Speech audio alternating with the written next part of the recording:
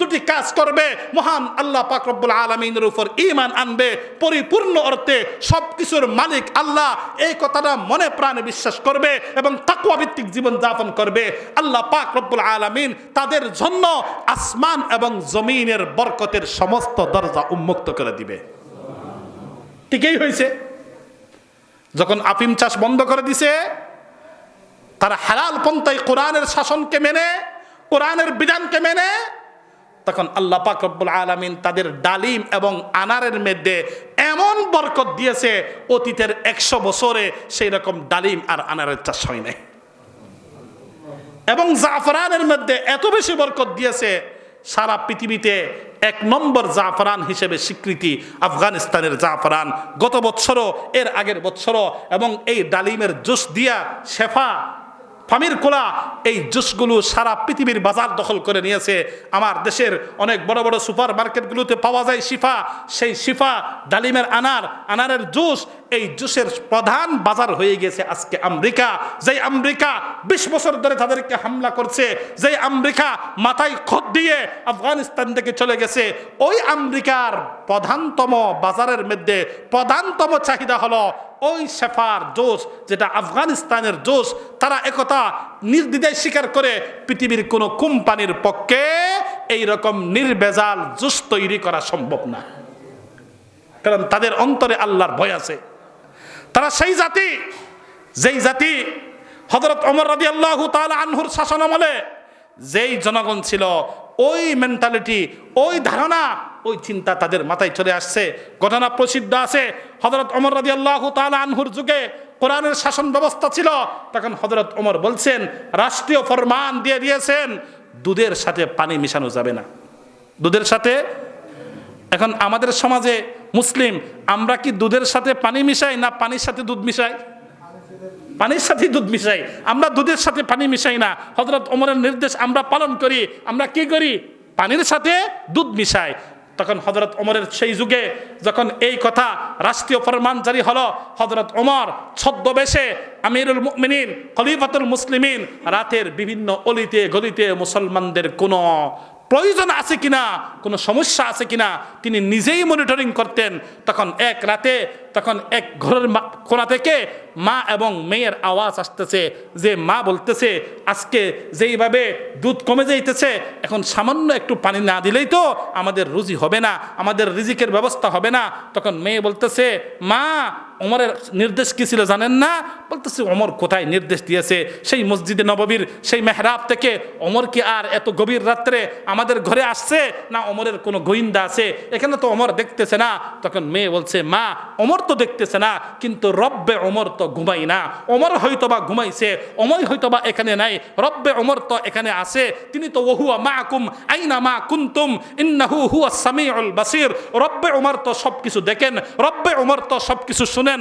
আমি ওমরের শাস্তি থেকে বাঁচতে পারবো, কিন্তু রব্বে ওমরের শাস্তি থেকে বাঁচার কোনো উপায় নাই। তখন সেই মেয়ের কথা শুনে হযরত ওমর সেই ঘরের বাহির থেকে এই কথা শোনার পর দিন গিয়ে তার বাসায় প্রস্তাব দিল, তোমার ছেলেদের মধ্যে কার বিয়ের দরকার আছে? আমি একজন পাত্রী পেয়েছি, ওই মেয়েটাকে আমি ওমর খলিফাতুল মুসলিমিন আমার রাজবধূ হিসেবে, আমার ছেলের বউ হিসেবে গ্রহণ করব। এই হলো খলিফাতুল মুসলিমিনের কোরআনের শাসনের সুফল। রব্বে ওমর তো আর কিছু মিস করে না।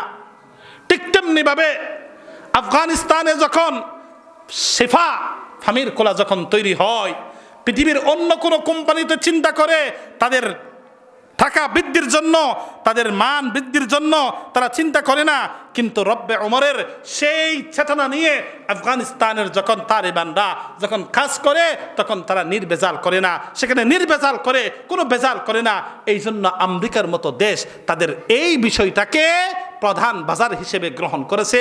সারা পৃথিবীতে আফগানিস্তানের মুদ্রা, তাদের অর্থনৈতিক ব্যবস্থা, তাদের শাসন ব্যবস্থা, আজকে 4-5 বছর, 40 বছর যেখানে বোমা হামলা হয়েছে, এরপরে 40 বছর পৃথিবীর দুটি সুপার পাওয়ার যেখানে তাদের সমস্ত ক্ষমতা নষ্ট করছে, এরপরে ওই দেশের মধ্যে কি অবস্থা হবে।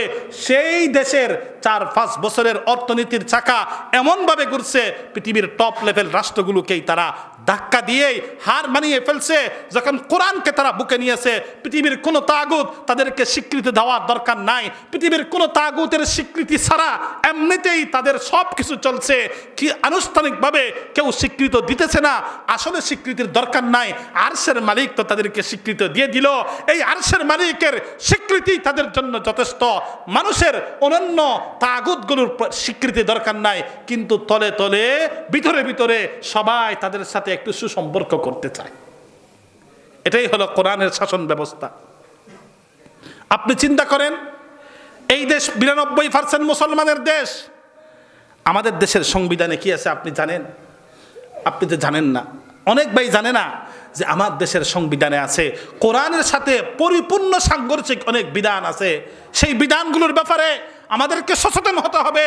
এই দেশ আমার দেশ, এখানে আমার জন্মভূমি, এটা আমার আমানত। এই দেশে আল্লাহ পাক আমাকে পাঠিয়েছে। এই দেশের স্বাধীনতা সর্বভৌমত্ব রক্ষা করা এটা আমার ঈমানি দায়িত্ব, এটা আমাদের সকলের একসাথে দায়িত্ব। আপনি দেখেন আমার দেশে কোরআনে করিমের বিধানের সাথে সরাসরি সাংঘর্ষিক বিধান হলো আমার দেশের সংবিধানে লেখা আছে, কোনো পুরুষ যদি অনৈতিক মেলামেশা করে, জেনা করে, ব্যভিচার করে তার শাস্তির কথা আছে। কিন্তু বাংলাদেশের সংবিধানে কোনো মহিলা যদি ব্যভিচার করে তার শাস্তির কোনো কথা বাংলাদেশের সংবিধানে নাই। তাহলে এই বিধান মেনে আপনি কেমন মুসলমান, আমি কেমন মুসলমান, আমি কেমন আশিক মুস্তাফা? আমার দেশের সংবিধানে কোনো মহিলা যদি জিনা করে, ব্যভিচার করে তার কোনো শাস্তির কথা নাই, কিন্তু আল্লাহ পাক কোরআনে কারীমে স্পষ্ট বলছেন, আয-যানিয়াতু ওয়াজ-যানি ফাজলিদু কুল্লা ওয়াহিদিম মিনহুমা মিআতা জালদা। জানি, জানাকারী, সেটা মহিলা হোক পুরুষ হোক, তাদের উভয়কে 100টা বেত্রাঘাত করতে হবে। কোরআনের সূরাতুন নূরের স্পষ্ট আয়াতের 2 নম্বর আয়াতের স্পষ্ট ঘোষণা। আজকের 90% মুসলমান হয়ে 18 কোটি মুসলমান থেকে কি হবে, যেখানে কোরআনের স্পষ্ট বিধানের সরাসরি সাংঘর্ষিক, সরাসরি বিরোধ আমার দেশের সংবিধানে লেখা আছে। কোন পুরুষ যদি ব্যভিচার করে তার শাস্তির কথা রয়েছে, কিন্তু কোন মহিলার ব্যভিচারের শাস্তির কথা নাই। সেই জন্য আজকের দেশে এত ইফতিজিং, এত পরকিয়া, এত ধরনের সংসারের ভাঙ্গন, মূল কারণ হলো ওই কোরআনের শাসনকে বাদ দিয়েছি। প্রবাসী স্বামী তার জীবন যৌবন সবকিছু নষ্ট করে যখন দেশে ফিরে, তখন দেশে আসে দেখে তার তৈরিকৃত, তার টাকা দিয়ে তৈরিকৃত বিল্ডিংয়ে তার স্ত্রী, তার প্রেমিক নিয়েই ওখানে বসবাস শুরু করে। গত কয়েক মাসের আগের ঘটনা, চট্টগ্রামে এক মানবিক পুলিশ এক প্রবাসী যোদ্ধাকে উদ্ধার করেছে। রাস্তার পাশে তার লাশ। তার প্রেম করে বিয়ে করছিল, তার পরিবারের কারো কোনো সদস্যের সাথে ওই প্রবাসী যোদ্ধার কোনো যোগাযোগ ছিল না। প্রেম করে বিয়ে করছে, সম্পর্ক করে। তখন এই শাশুর বাড়িতে বউই তার একমাত্র ঠিকানা, যা টাকা পয়সা ইনকাম করছে বউয়ের অ্যাকাউন্টটা আছে, বউর নামে জায়গা, বউর নামে বিল্ডিং। এখন যখন সেই 40 বছর পরে যখন প্রবাস থেকে আসে, তখন দেখা যায় বউ আরেক স্বামীর সাথে নতুন সংসার আপনার শুরু করছে। যখন সে তার বাসার দরজাতে আসলো, তখন বলে আপনি কে? আপনি কিন্তু চিনি না। গেটম্যান বলে অনুমতি লাগবে, ম্যাডামের কাছে অনুমতি লাগবে। ম্যাডাম বলে এটা তো আমি চিনি না, যে এটা ভিক্ষুক আসছে মনে হয়, এখান থেকে তাড়িয়ে দাও। তখন সেই অভিমান করে ওই বাসায় আর ঢোকে নাই, আর নিজের বাপের বাড়িতেও আসে নাই। এইভাবে তার জীবনটা রাস্তার মধ্যে পথ শিশুর মতো তাদের সাথে বসবাস করে তার জীবনটা শেষ করছে। এটাই হলো কোরআনের শাসন যদি না থাকে তার কুফল, আর কোরআনের শাসন থাকলে এইভাবে মানুষের অধিকার নিশ্চিত হবে। আল্লাহ পাক রব্বুল আলামিন আমাদের সকলকে কোরআনের বিধানকে আমাদের জীবনের সংবিধান হিসেবে গ্রহণ করে আমাদেরকে আগামী ভবিষ্যৎ জীবনকে ঠিক করার জন্য তৌফিক দান করেন। এই বাংলাদেশ নিয়ে এই অঞ্চলটা এতই পরিতিক্ত ছিল, পৃথিবীর কোন সুপার পাওয়ার এসে এখানে ক্ষমতা দখল করতে চাই নাই। এইরকম পরিতিক্ত, এইরকম বর্বর একটা জাতি, এইরকম বর্বর একটা সমাজে যখন কোরআনে কারীমের নূর আসলো, ওই সমাজের মানুষগুলো এতই খাঁটি হয়ে গেল, পৃথিবীর ইতিহাসে সবচেয়ে সোনার মানুষ হয়ে গেল ওই মক্কাতুল মুকাররমা, মদিনার মুনাওয়ারার মানুষগুলো, যাদেরকে আল্লাহ পাক রব্বুল আলামিন যাদের সম্পর্কে সার্টিফিকেট দিয়ে দিলেন রাদিয়াল্লাহু আনহুম ওয়া রাদু আন। আল্লাহ পাক রব্বুল আলামিন এখানে বলা দরকার ছিল রাদিয়াল্লাহু আনহুম ওয়া রাদু আন। আল্লাহ বলতেছেন মূলত বিষয় এমন, সাহাবায়ে কিরাম আল্লাহর উপর রাজি হয়ে গেছে, এরপর আল্লাহও তাদের উপর রাজি হয়েছে, কিন্তু বলার সময় আল্লাহ বলেন না, আমি আল্লাহ আগে তাদের উপর রাজি হয়ে গেছি। সারা পৃথিবীর সমস্ত সার্টিফিকেট, সারা পৃথিবীর যত বিশ্ববিদ্যালয় আছে, সমস্ত বিশ্ববিদ্যালয়, Chittagong, Dhaka, Oxford, Cambridge, Toronto, যতই বিশ্ববিদ্যালয় দুনিয়াতে আছে, সমস্ত বিশ্ববিদ্যালয়ের সার্টিফিকেটগুলো যদি এক পাল্লায় রাখা হয়, মসজিদে বসে আল্লাহর শপথ করে বলছি, যদি সাহাবায়ে কেরামের একটি সার্টিফিকেট রাদিয়াল্লাহু আনহুম ওয়া রাদু আন এটা যদি এই পাল্লায় রাখা হয়, আল্লাহর শপথ করে বলি এই পাল্লা জমিনে থেকে যাবে আর সারা পৃথিবীর সমস্ত সার্টিফিকেটগুলো আসমানে উঠে যাবে। এই হলো সারা পৃথিবীর সার্টিফিকেট। আর আল্লাহর পক্ষ থেকে সার্টিফিকেট, যেই সার্টিফিকেট অর্জন করেছে সাহাবায়ে কেরাম, ওই সার্টিফিকেটের দাম আল্লাহর কাছে কতই বেশি, আসমান এবং জমিনের তফাৎ হয়ে যাবে। এই কোরআনের দাম, কোরআনের কারণে মক্কাতুল মুকাররমার দাম বেড়ে গেল।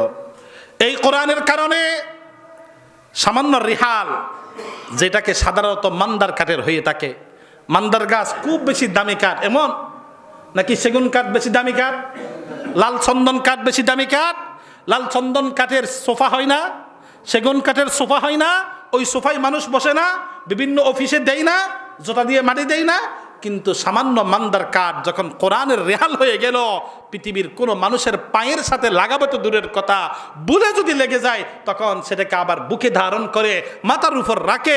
এটাই হলো কোরআনে কারীম, যে কোরআনের সাথে সম্পর্ক হওয়ার কারণে সামান্য কাঠের দাম বেড়ে গেল। গার্মেন্টস থেকে যখন বিভিন্ন কাপড়ের পরিত্যক্ত কাপড়গুলো, পরিত্যক্ত ছোট ছোট টুকরাগুলো যখন আপনার গার্মেন্টসের কর্তৃপক্ষ ওই বিভিন্ন মানুষদেরকে 2000 5000 টাকা দিয়ে পরিষ্কার করার জন্য সেগুলো আরো টাকা দিতে হয়, ওখান থেকে যখন ছোট্ট একটি কাপড়ের টুকরো কোরআনে কারীমের জুজদান হয়ে যায়, তখন এই জুজদানের দাম মূল্য নির্ণয় করার মতো পৃথিবীর কোনো শিল্পপতির কোনো দুঃসাহস থাকে না। পৃথিবীর কোনো শিল্পপতি, কোনো ব্যবসায়ী এই মূল্য নির্ধারণ করতে পারে না। ওই কাপড়ের টুকরো যখন কোরআন তার সাথে সম্পর্ক হয়ে গেল, এটাই হলো কোরআন। এই কোরআনের সাথে যার সম্পর্ক তার দাম বেড়ে যায়। আশরাফুল মখলুকাতের কি হয়ে গেল আজকে? আমরা কেন কোরআনের সাথে সম্পর্ক রাখি না? যদি আমরা বুকে হাত দিয়ে বলি প্রস্ত করি, আমি করব না, যদি প্রস্তটা মনে মনে রাখেন, যদি এইখানে যে সমস্ত আশিকানে মুস্তাফা আছে, মুসলমানরা আছে, কোরআন আপনি ধরে দেখছেন, এই সময়টা, এই দিনটা আপনি যদি মনে করতে চান, অনেক ভাইয়ের এমন হবে, হুজুর সত্য কথা কি মসজিদে বসে মিথ্যা বলা যাবে না? এটা তো আমার সঠিক স্মরণ নাই। অনেকে আছে সেই ছোটকালে মক্তবে ধরছে, এরপর দিন থেকে আর কোরআন ধরার সুযোগ হয় নাই। অনেক ভাই আছে। অনেকে আছে না, যদি সময় যদি ঠিক করতে বলি, গত রমজানে হুজুর একটু ধরা হয়েছে, আবার রমজান এসে গেছে, ইনশাআল্লাহ রমজান যখন আসবে তখন আর একটু ধরে দেখব। এমন অনেক মুসলমান আছে না? এটাই তো আজকে, এটাই তো মূল সমস্যা। এই কোরআন থেকে পরিত্যক্ত করলাম, তাহলে বোঝা গেল কোরআনের সাথে সম্পৃক্ত হয়ে সাহাবায়ে কেরাম সারা বিশ্বকে শাসন করেছে। সেই সোনালী অতীতে যদি আমরা ফিরে যেতে চাই, কোরআনের শাসন লাগবে, কোরআনের অর্থ বুঝতে হবে, কোরআনকে সহি শুদ্ধভাবে পড়তে হবে, কোরআনের বিধানকে নিজের ব্যক্তি জীবনে, পারিবারিক জীবনে, সামাজিক জীবনে, রাষ্ট্রীয় জীবনে, অর্থনৈতিক জীবনে, আন্তর্জাতিক অঙ্গনে কোরআনের বিধানকে চূড়ান্ত সংবিধান হিসেবে মানতে হবে। যদি এইটাই মানা যায়, পৃথিবীতে ইনশাআল্লাহ শান্তির নগরী প্রতিষ্ঠা করা এইটা সময়ের ব্যাপার, মুহূর্তের ব্যাপার। যে এরকম মদিনাতে কোরআনের বিধানকে বুকে রেখে সাহাবায়ে কেরাম সারা পৃথিবী শাসন করেছে, আগামীর ভবিষ্যৎ ইনশাআল্লাহ কোরআনের শাসন দ্বারাই সারা পৃথিবী পরিচালিত হবে। এরপর যদি এতক্ষণ সামনের কথা যেগুলো বলবো, এগুলো বললে আপনারা বলবেন হুজুর না না, এগুলো এতক্ষণ আলোচনা ঠিক ছিল, এতক্ষণ আপনার কথা লাইনে ছিল, এখন বেলাইনে চলে যেতেছেন। কি লাইন? যে কোরআনের বিধান, কোরআনের সংবিধান যদি আসে তাহলে তো হাত কাটা যাবে। এটাই তো পশ্চিমা মিডিয়া আমাদের মাথায় ঢুকে দিয়েছে। ইসলামী শাসন আসলে কি করা যাবে? হাত কাটা যাবে। ভাইরা, ইসলামী শাসন আসলে হাত কাটা যাবে, এই কথাটা শুনলেন, পশ্চিমা মিডিয়া আমাদের মাথায় দিল, আমরাও সেটাই মাথায় নিয়ে বসে আছি। কিন্তু ইসলামী শাসনের সুফল কি এই কথা জানার জন্য কি আমাদের মন চাই না? কোরআনের বিধানের সুফল কি এই কথা জানার জন্য আপনি কেমন আশিক রাসূল, আপনার রসুলের সেই কোরআন, সেই কোরআনের শাসন যদি মানে তার সুফল কি? একটি দুটি ঘটনা বলেই আমি আমার আলোচনা শেষ করব। প্রথম সুফল হলো, কোরআনের যখন শাসন আসবে, কোরআনের যখন অর্থনৈতিক চালু হবে, তখন আপনারা বলবেন, হুজুর আপনারা তো মাদ্রাসায় থাকেন, মসজিদ মাদ্রাসার চার দেওয়ালের ভিতরে, সেখানে আমরা কিছু দান সৎকা করি, হাদিয়া দেই, ওগুলো নিয়ে আপনারা সংসার চলান, জীবন চলান, আপনারা তো অর্থনৈতিক বুঝেন না, ব্যবসা বাণিজ্য বুঝেন না। এই যুগে 2026 সালেও কি সুদবিহীন, ঘুষবিহীন অর্থনীতি কি সম্ভব? হুজুর এগুলো শুধু মুখের কথা, কোনোদিন সম্ভব না। এইরকম ধারণা রাখে শতকরা কত পার্সেন্ট মুসলমান আছে সমাজে? আছে নাকি নাই? আছে। থাকলে কি মুসলমান হওয়া যাবে? আপনি যদি কোরআনকে না মানেন, আল-ইয়াউমা আকমালতু লাকুম দীনাকুম ওয়া আতমামতু আলাইকুম নি'মাতি ওয়া রাদিতু লাকুমুল ইসলাম দীনা, আয়াতের অর্থ হলো আমি দ্বীন ইসলামকে পরিপূর্ণ জীবন বিধান হিসেবে নাজিল করেছি। এই দ্বীন ইসলাম যদি পরিপূর্ণ জীবন বিধান হয়, তাহলে অর্থনৈতিক এটা আমার জীবনের একটি চ্যাপ্টার, একটি অধ্যায়, একটি অংশ।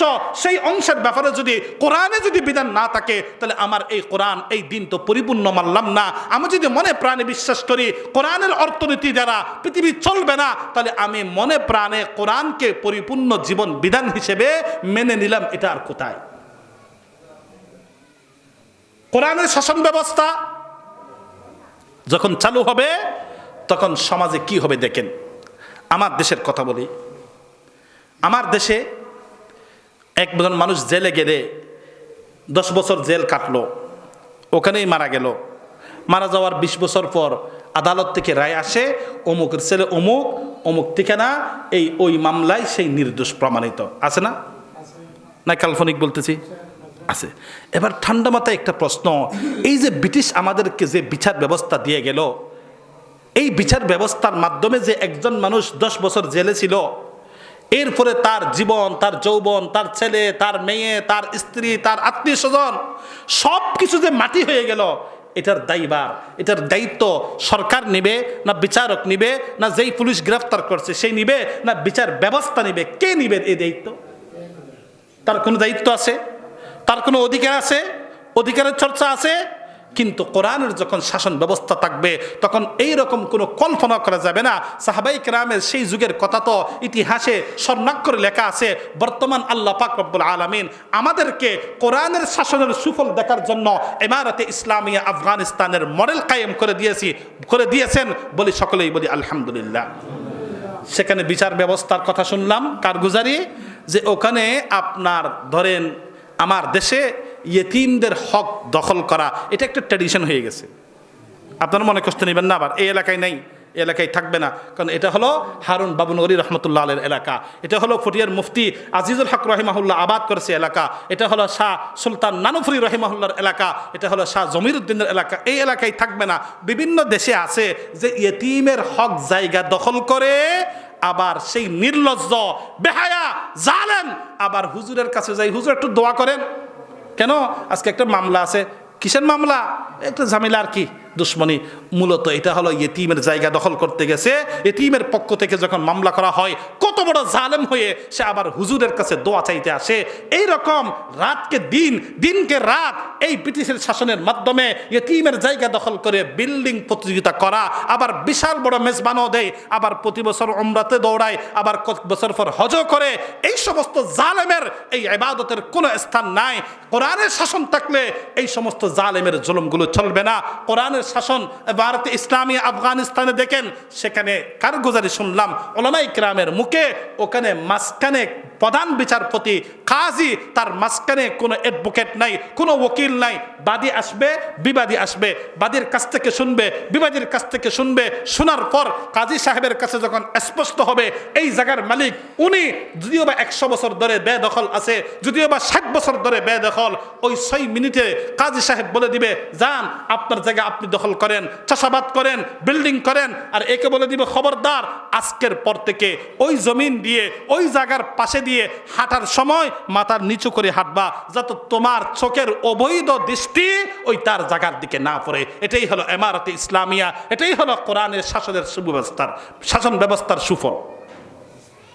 আমার দেশে কল্পনা করতে পারবেন, মামলা করলে এক বৈঠকে মামলা শেষ। কল্পনা করতে পারবেন এই ব্রিটিশ আমাদেরকে যেই বিচার ব্যবস্থা দিয়ে গেছে, সেখানে মানুষের জীবনের কোনো নিরাপত্তা নাই, মানুষের জীবনের কোনো মূল্য নাই, সেখানে মানুষের অধিকারের কোনো নিশ্চয়তা নাই। সেখানে হলো সবগুলো ঘোরাঘুরি, বছরের পর বছর, যুগের পর যুগ, এরকম শতাব্দী কাল ধরে মামলা চলতে থাকে। এই রকম মামলার মাধ্যমে, এই বিচারের মাধ্যমে কোনোদিন শান্তির আশা করা যায় না। শান্তি আর অধিকার যদি নিশ্চিত করতে চান, ইনশাআল্লাহ একমাত্র গ্যারান্টি কোরআনের বিচার ব্যবস্থা, কোরআনের শাসন ব্যবস্থা। কোরআনের শাসন ব্যবস্থা ব্যতীত পৃথিবীর অন্য কোনো তন্ত্র, অন্য কোনো মন্ত্রের মধ্যে মানবতার মুক্তি আর কল্যাণ নেই, ঠিক কিনা? এটাই হলো বাস্তবতা। কোরআনের সুফল। ইমারত ইসলামী আফগানিস্তানে তারা কোরআনের বিধান সরকার কার্যকরণ করার আগে সেখানে আফিম চাষ হতো। তখন ইমারত ইসলামিয়ার সরকার কোরআনের বিধান মতে সেটা নিষেধ, বন্ধ করে দিয়েছে। যখন ইমারত ইসলামিয়ার সরকার বন্ধ করে, অনেকেই মন্তব্য করছে, হাই আফগানিস্তানের জনগণের কপালে দুর্ভাগ্য যাবে না। 40 বছর ধরে বোমা হামলা চললো, পৃথিবীর দুটি সুপার পাওয়ার, রাশিয়ার মতো সুপার পাওয়ার, আমেরিকার মতো পরাশক্তি সেখানে হামলা করছে। এখন এসে তারা আফিম চাষ বন্ধ করে দিয়েছে। বিদেশি ডলার, বিদেশি আপনার মুদ্রা এই আফিমের মাধ্যমে আসতো, রফতানি হতো। এখন তারা দুর্ভিক্ষেই মরবে। কিন্তু আল্লাহ পাক রব্বুল আলামিনের ওয়াদা, কোরআনের ওয়াদা সঠিক। আল্লাহ পাক কোরআনে ওয়াদা করেছেন, ওয়ালাউ আন্না আহলাল কুরা আমানু ওয়াত্তাকাউ লাফাতাহনা আলাইহিম বারাকাতিম মিনাস সামাই ওয়াল আরদ। যখন পৃথিবীর মানুষ, কোন দেশের জনগণ যখন প্রতিটা সদস্যের জন্য আমি এই দোয়াটাই করে থাকি, সুবহানাল্লাহ। আল্লাহ রাসূল সাল্লাল্লাহু আলাইহি ওয়াসাল্লাম কি পরিমাণ মহব্বত আর দরদ আমাদের জন্য ছিল। সেই নবীর আশিক হয়ে আজকে তার সুন্নাতের সাথে আমাদের কোনো সম্পর্ক নাই, তার আদর্শের সাথে কোনো সম্পর্ক নাই, তার সিরাত কেউ পাঠও করে না, তার সিরাতের কোনো চর্চা নাই। তার জীবন আদর্শকে আমাদের জীবনের আদর্শ হিসেবে মেনে নেওয়ার জন্য আমরা বাস্তবিক অর্থে রাজি নাই। আমরা হলাম সেই রকম আশিক মুস্তাফা। আল্লাহ পাক রব্বুল আলামিন কোরআনে কারীমে নানা বিভিন্ন ধরনের হুকুম, নির্দেশ, অর্ডারের মধ্যে যখন আম্বিয়া আলাইহিস সালামের আলোচনা আসে, তখন অনন্য আম্বিয়া আলাইহিস সালামের নাম ধরে তাদেরকে সম্বোধন করেছেন। হযরত আদম আলাইহিস সালামকে বলছেন, ইয়া আদম উসকুন আনতা ওয়া যাওজুকাল জান্নাহ, ইয়া ইয়াহইয়া খুযিল কিতাবা বিকুওয়া, ইয়া ইব্রাহিম ইয়া ইউসুফ আ'রিদ আন হাযা। এইভাবে যখন আম্বিয়া আলাইহিস সালামকে নাম ধরে ডাক দিয়েছেন, কিন্তু যখন আমার নবীজি, পেয়ারা নবী রাহমাতুল আলম সাল্লাল্লাহু আলাইহি সাল্লামকে সম্বোধন করা উদ্দেশ্য হয়, তখন আল্লাহ পাক কোরআনের কোথাও ইয়া মুহাম্মদ এইভাবে কোথাও ডাক দেন নাই, সুবহানাল্লাহ। ইয়া মুহাম্মদ বলে ডাক দেন নাই। ডাক কিভাবে দিয়েছেন? ইয়া আইয়ুহাল মুজাম্মিল কুমিল লাইলা ইল্লা কালিলা, ইয়া আইয়ুহাল মুদ্দাসসির কুম ফাআনজির ওয়ারাব্বাকা ফাকাব্বির ওয়াসিয়াবাকা ফাতাহহির। আইয়ুহাল মুজাম্মিল, আইয়ুহাল মুদ্দাসসির বলে ডাক দিয়েছেন। ইয়া মুহাম্মদ বলে আমার আল্লাহ আরশের মালিক, কোরআনের মালিক, তার হাবিবকে ইয়া মুহাম্মদ বলে ডাক দেন নাই। কেমন সম্মান এই নবীর আল্লাহর কাছে। আপনি চিন্তা করেন, ছেলে বড় নাকি বাপ বড়? কি বলবেন? বাপ বড় নাকি এইদিকে ছেলে বড় হয়ে যায় শিক্ষিত হইলে? এখন তো পরিস্থিতি এমন, যখন ছেলে বেশি শিক্ষিত হয়ে যায় তখন বাপকে বড় না, বাপকে পরিচয় দেওয়ার জন্য রাজি থাকে না। আল্লাহ পাক এমন ছেলেদের থেকে আমাদেরকে হেফাজত করুন, সকলে বলে আমিন। ছেলে বড় না বাপ বড়? বাপ বড়। বাপ দিন মজুর বড়, রিক্সা চালক বড়, সে কেয়ারটেকার বড়, সে নাম লিখতে জানে না তারপরেও বড়। ছেলে যতই বড়, মন্ত্রী হোক, সচিব হোক, ডাক্তার হোক, ইঞ্জিনিয়ার হোক, ব্যারিস্টার হোক, যাই কিছু হোক না কেন, বাবা বড়ই বড়ই। কিন্তু যখন ছেলে শিক্ষিত হয়ে সচিব হয়, উপদেষ্টা হয়, মন্ত্রী হয়, ডাক্তার হয়, ইঞ্জিনিয়ার হয়, তখন বাবাও ওই ছেলেকে ডাক দেওয়ার সময়, এই রহিমুল্লাহ দাঁড়াও, তোমার সাথে কথা আছে, এইভাবে বলে না। বাবাও কিন্তু সম্মান করে বলে, ডাক্তার সাহেব আজকে কি থাকবেন, একটু কথা ছিল, এইভাবে বলে না। বাবাও কিন্তু আর করিমুল্লাহ রহিমুল্লাহ ডাক দেয় নাই, বাবাও কিন্তু ডাক্তার সাহেব, ইঞ্জিনিয়ার সাহেব, মন্ত্রী সাহেব, সচিব সাহেব, এইভাবে বলে না? এটাই হলো বাবা যদিও বা বড়, কিন্তু বাবা নিজেও তার ছেলেকে সম্মান দেওয়ার জন্য নিজেই নাম ধরে না ডেকে ডাক্তার, ইঞ্জিনিয়ার এইভাবে বলে। ঠিক তেমনি ভাবে আল্লাহ পাক রব্বুল আলামিনের কাছে তার সমস্ত নবী রসুলগণ সেখানে তাদেরকে নাম নিয়ে ডাক দিলে এখানে কোনো অসম্মানের কিছু নাই। ইয়া আদম যেরকম বলা, আল্লাহ পাক বলেছেন ইয়া মুহাম্মদ বললেও অসম্মানী হতো না, কিন্তু মুহাম্মদ সাল্লাল্লাহু আলাইহি ওয়াসাল্লামের সম্মান যে আল্লাহর কাছে কতই বেশি এটা বোঝার জন্য ইয়া মুহাম্মদ না বলে স্বয়ং আরশের মালিক ইয়া আইয়ুহাল মুজাম্মিল বলেছেন, ইয়া আইয়ুহাল মুদ্দাসসির বলেছেন। এগুলো সবগুলো হলো কোরআনের কারণে। এই কোরআনের সাথে যখন মক্কা মদিনার সম্পর্ক হলো, মক্কা মদিনার দাম কতই বেশি বেড়ে গেল। রব্বুল আলামিন মক্কার কথা আলোচনা করে ইরশাদ করেন ওয়াহাজাল বালাদুল আমিন। যেই মক্কা কোরআন নাজিল হওয়ার আগে পৃথিবীর এমন বর্বরতার শহর ছিল, পৃথিবীর সমস্ত বর্বরতাকেই হার মানিয়ে ফেলছে। আমাদের জানা আছে মক্কায় কোরআন নাজিলের আগে মানুষগুলো রক্ত নিয়ে খেলা না করলে তাদের ঘুম আসতো না। খুন করা, হত্যা করা, মানুষকে মারামারি করা, যুদ্ধ চালানো, এটাই হলো তাদের নিয়মিত অভ্যাস। মদিনার দুটি গোত্র, দুটি কবিলার কথা আছে, একটির নাম হলো আউস আর একটির নাম হলো খজরাজ। মদিনার দুটি প্রসিদ্ধ গোত্র কবিলা, ওই আউস এবং খজরাজ সামান্য তুচ্ছ বিষয় নিয়ে তারা ঝগড়া করছে। ওই যুদ্ধটা 120 বছর পর্যন্ত তারা পরিচালনা করছে। কেমন যুদ্ধবাজ জাতি ছিল। কিন্তু সেই জাতি যখন ওই শহরের মানুষের মাঝে, ওই শহরে কোরআনে কারীম নাজিল হয়, তখন কোরআনের কারণে মক্কার এমন নিরাপত্তার শহর হয়ে গেল যে মক্কার নিরাপত্তার কারণে সেখানেই এমন নিরাপদ শহর হয়ে গেল, সেখানে যেদিন থেকে কোরআন নাজিল হয়েছে ওই দিন থেকে কোনো খুন খারাপি হত্যা তো দূরের কথা, ওই মক্কাতুল মুকাররমার হুদুদে হারমের ভিতরে কোনো পশু, কোনো প্রাণী, কোনো পাখিকেও এই পর্যন্ত আর কেউ হত্যা করে নাই। কোনো পাখিকে হত্যা না, কোনো পাখিকে শিকার করে কষ্ট দেওয়ার মতো এইরকম দুঃসাহস পৃথিবীর কোনো হাজির পক্ষে হয় নাই। আল্লাহ পাক তা ইরশাদ করেছেন ওয়ামান দাখালাহু কানা আমিনা। যেই মক্কাতেই প্রবেশ করেছে সেই নিরাপত্তার চাদর দ্বারা তাকে ডেকে নেওয়া হয়েছে। সুবহানাল্লাহ। অথচ যেই শহরের মানুষগুলো খুন না করলে তাদের ঘুম আসতো না, ওই শহরটা কোরআনে কারীমের কারণে এত বেশি নিরাপত্তার শহর হলো, হাজার হাজার লক্ষ লক্ষ হাজিরা সেই হারমের ময়দানে, কবুতরের মাঠে, সেখানে কবুতরগুলো মানুষের মাথায় উঠে, হাজিদের হাতে বসে, হাজিদের কাঁধে উঠে বসে থাকে। হাজিরা সেই কবুতরগুলো